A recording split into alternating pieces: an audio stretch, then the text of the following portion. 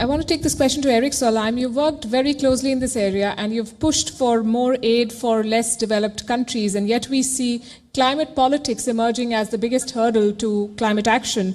There is a debate over historical emissions, there is a debate over who is going to pay more, where will the solutions come from, and what happens to developing countries. How do we expect to create a global response to a global crisis, given all of these fault lines? I think we need to change the conversation, because the whole idea was first you prioritize economic development and you make a hell of pollution, and then you get rich, you solve the problem. That is the old model, that's the 20th century. The 21st century is all about the win-win policies.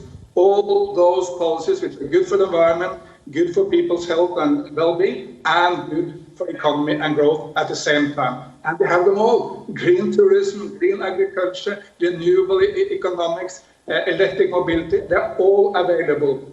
And I think we environmentalists need to make a new conversation. They have tried to scare people into action. It didn't work. Now it's time to inspire people into action. And if you allow me a few inspiring examples from India on nature-based solution, which Ken spoke so nicely about. In the state of Telangana, they have increased the tree cover by 3% over the last few years. That's really impressive. In the state of Maharashtra, they are embarking upon a much better mangrove protection. Again, great service. In the city of Bengaluru, Save Trees, an Indian NGO, has made 30 small forests in the city, making the life of people better, but also, of course, making climate action happening.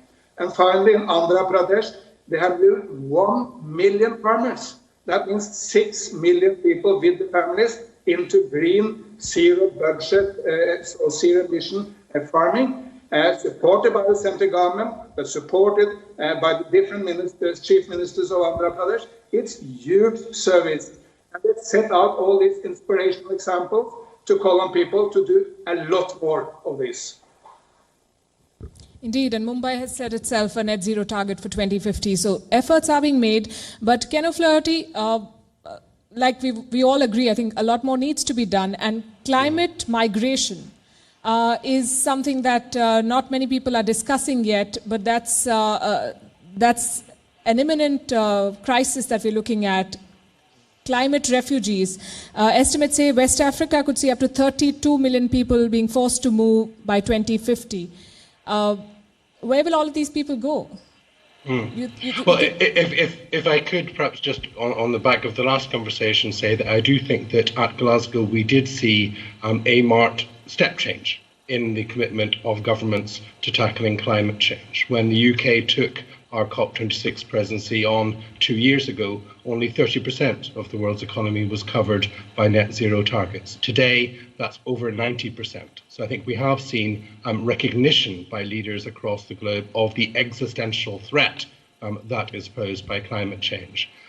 Other colleagues on the panel have mentioned that it's not enough to have net zero targets. We have to ensure that action is being taken now so that we can keep the 1.5 degrees Celsius target alive. On that, I think the outcome of Glasgow was very important, that all countries committed to reviewing their domestic plans for 2030 this year and to come to Sharm el-Sheikh at COP27 in November with clear revised plans where those were not compatible with the 1.5 degrees Celsius target. So I think we are seeing that action. I very much agree with colleagues who have also said that it's important to keep this at the top of leaders' attention. We have referred to some of the other competing objectives at the moment, but it's clear that we can't keep our eye off the climate crisis. No matter how many other crises may be going on, this is one which will affect the livelihoods of millions of, if not billions of people worldwide. So we as presidency for the remaining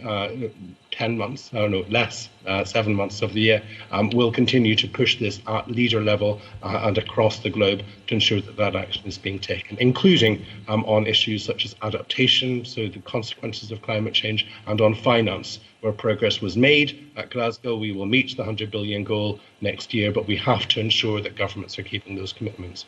Now, you mentioned climate migration. I think this is just one example of countries dealing with the impacts of climate change, and those are not waiting for us to reach net zero emissions. They're happening here today.